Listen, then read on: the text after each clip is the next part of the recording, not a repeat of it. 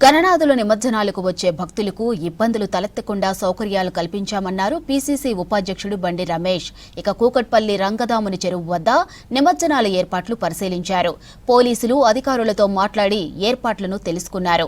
Traffic విషయంలో ముందస్తు చర్యలు చేపట్టామని తెలిపారు బండి రమేష్. ఎంతో పవిత్రమైన పండుగ హిందూ సమాజంలో మొదటి పండుగ వినాయక చవితి. ప్రతి సంవత్సరం భాద్రపద మాసం చవితి రోజు మనం వినాయకుడిని చక్కగా ప్రతిష్ఠింపజేసుకుని మన ఇంట్లో కానీ మన వాడల్లో కానీ బస్తీల్లో కానీ 11 రోజులు అతి పవిత్రంగా వారిని పూజించుకుని, ఎందుకంటే ఆది దేవుడు ఏ పూజ చేసినా మనకి మొట్టమొదటిగా మనం గణేశుడు పూజ చేసుకునే మనం తర్వాత కార్యక్రమాలు మొదలెట్టుకుంటాం.